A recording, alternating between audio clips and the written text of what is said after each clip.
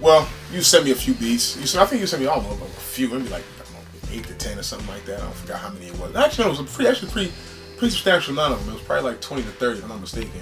And I was just scrolling through, and I heard, all about a feel.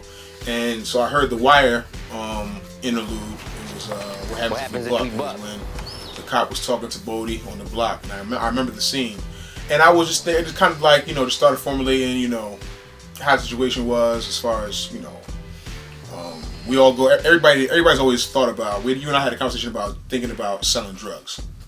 Even if we thought about it in 5, 6 minutes. Everybody at some point is really come to the reality, would I do it?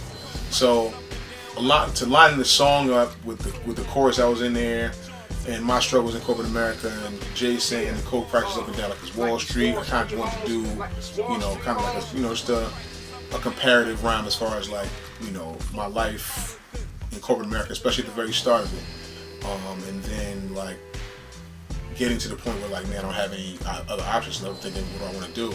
Do I want to sell drugs? Because that seems to be the only way I get out of this debt and this credit hole that I'm in. And I just kind of just put people in the mind frame of what a person of my age and my struggle will be going through. So sometimes it varies. A lot of times I write to no beat. I just have verses, just kind of like penning verses. And if I hear something that kind of aligns with the flow, or at least the pacing of it, I might try to mix and match. Sometimes, half the time, I'll probably say I'll hear the beat and inspires me to write. Going from there, and that's what this beat was for me. I just kind of like, I start the rhyme off saying, "Bumper, we gonna make it right in the sawmill." That's like just a line just about. So I work in New York, outside of the city, and the sawmill is a highway that goes to it rides through Yonkers, and I was playing "We Gonna Make It," in Yonkers, where the Locks are from, where Jay Kiss and Styles are from. So that's kind of like, it was not necessarily a true story, but it's kind of just formulated that kind of just popped in my mind as far as like my day at work, and then I was able to line it with like, just killing our conversation about rap and how you wanted me to like take some of these beats and just rhyme over them. So that's how I formulated just that particular rhyme. But a lot of times it's just more a feel, and like I'll just hum in and just trying to like figure out words that rhyme that align with what I'm trying to say. First things first, I always want to figure out what message I'm trying to convey when the song is over. That's number one.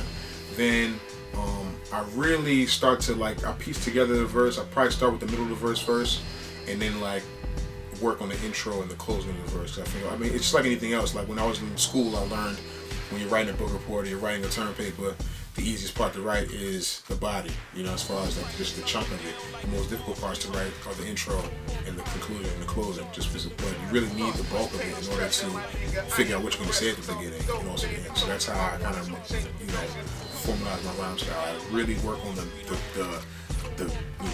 meat of the rhyme, pause, the like real inside the rhyme, and then I go back and figure out how to lead into it and lead out of it. My flow precision, no incision. I told Kill that I'ma had to go slow with this one. I put the album out that's all about bone and women, and then the purists thought that somehow I broke tradition. They want me talking business or either coke in the kitchen, but at the very least the flow should provoke you to listen. When you surrounded by some niggas that's known for winning, you'll never take the L. Give me the no decision. Was feeling like the 12th man in this corporate game, while all the lames get inducted to Hall of Fame. I thought I had my spotlight like a ball and chain, but still waiting on the coaches to call my name, man.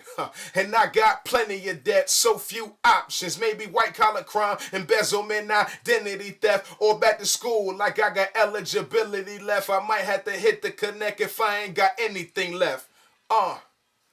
Hey yo, sold more powder than Johnson and Johnson.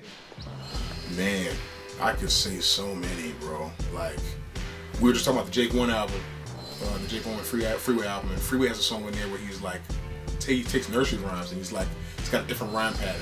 Freeway's always been a very unique rapper for me as far as his voice and his rhyme style. He kind of was the guy who rhymed every other bar and like made it sound like seamless. He'd probably be one guy I would like to talk to about just like how he developed his cadence and how he was able to like how he figures out how to rhyme words and rhyme his lines every other line and like still have it sound so seamless.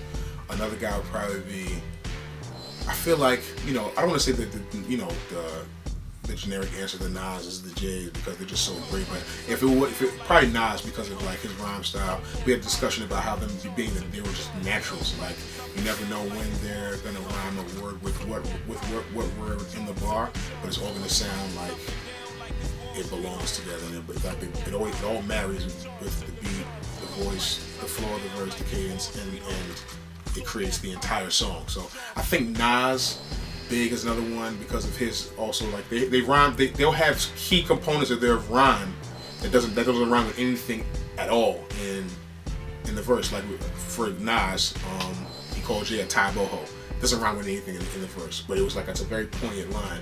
In Big's I Got a Story to Tell, Arm and Leg, doesn't rhyme with anything in the entire song, but it's just so poignant and it meant so much to that song that the song wouldn't have the same the song might not have the same umph without those lines. So that would probably be the three guys. I know Freeway's kind of like off, but I say Freeway, Nas, and then Bumpin', we gon' make it right in the sawmill. Interrupted, I got a call from the ball kill. He said niggas are sick, but you was born ill. Got some beats you can fry, won't you give them the cornmeal? Better. How about discussing my climb up the corporate ladder before it hit got me staggered?